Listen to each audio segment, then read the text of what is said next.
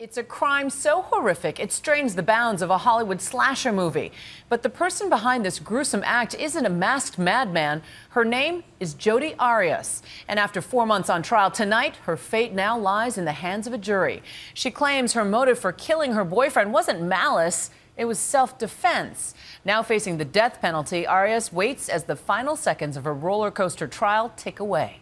Here's ABC's Ryan Owens for our series, Crime and Punishment. He's trying to get away. He's trying to get away from her over there. She is Jodi Arias, a 32-year-old on trial for her life after the brutal murder of her ex-boyfriend. She admits she did it, but for the last 4 months has tried to convince an Arizona jury she killed in self-defense. Today, prosecutor Juan Martinez, known for his courtroom theatrics, presented his fiery closing arguments. And even after stabbing him over again, and even after slashing his throat from ear to ear, and then even after taking a gun and shooting him in the face, she will not let him rest in peace.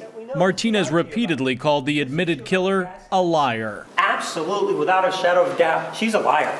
And told the jurors that Arias looked directly into their eyes and lied to them from the witness stand. It's like a field of lies that has sprouted around her as she sat on that witness stand. Martinez ended his argument by showing the jury the bloody crime scene photos.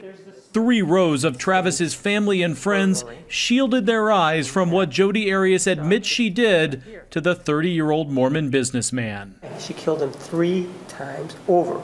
Today's closing arguments come 4 months to the day since it all started. This jury must be exhausted. Nothing but the truth so help you God. They've heard from a parade of witnesses, 38 in total, from medical examiners. I have to conclude that the brain was perforated. To crime scene techs, to rental car clerks. Is that person who rented the car, is she in court today?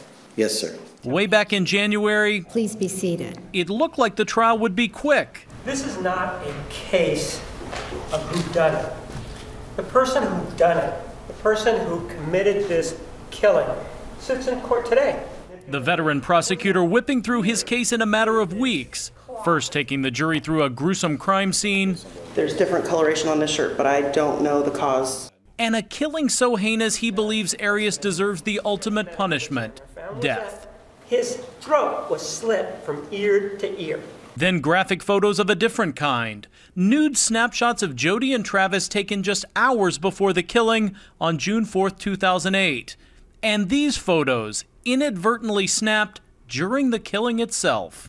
Just as stunning as the brutal crime, Arias' actions after she left Travis's house, spending the day with a new romantic interest, cuddling and kissing. Every time we started kissing, it got a little more escalated. There were ex-boyfriends and ex-girlfriends, too, used to create dueling portraits of Jodi and Travis. Sex was on his mind from the very beginning. Yes. Did he treat you with dignity and respect throughout this whole thing? Yes. Tell us about who Jodi was at that point in time. Jodi was a very irresponsible, caring, loving person. He told me that at that point that he had a stalker and that she had actually followed us on a date. But the most anticipated testimony of all, the defendant herself. The simple answer is that he attacked me, and I defended myself. Her story of self-defense was her 3rd version, and she took 18 days on the stand to tell it. He body slammed me again on the tile. A story vivid in detail. We were in the red house, which is right on Highway 1. Sexually explicit at times. There's been a few times where I've been bold enough to just pull you onto the bed and start. Violent at others. And he kicked me in the ribs. But when it came down to the moment she drove a knife into Travis Alexander nearly 30 times and slit his throat, what do you remember? Almost nothing for a long time. The jury also heard Jodi's other 2 stories on these police interrogation tapes played in court. First, she denied being at Travis's Mesa, Arizona home. If Travis were here today, he would tell you that it wasn't me. When confronted with all of those pictures and a mountain of forensic evidence, that is not my foot. Jodi concocted a new tale. That she was at Travis's house that fateful day when 2 masked intruders broke in and slaughtered him but spared her. She even acted out the dramatic scene for the detective. And I was just going through the pictures and I heard this loud ring. The detective didn't buy it, and Jodi was arrested for murder, at which point she flashed this smile in her mugshot. Since being locked up, the 32-year-old has made quite a name for herself, winning jailhouse singing competitions and granting national television interviews, like this one with the show Inside Edition, where she made this bold prediction. No jury is going to convict me. Why not? Because I'm innocent, and you can mark my words on that one. No jury will convict me. If she's wrong and is convicted of first-degree murder, Jodi Arias may gain notoriety for something else. She could become just the 4th woman on Arizona's death row. Her defense will try to prevent that with their closing argument tomorrow.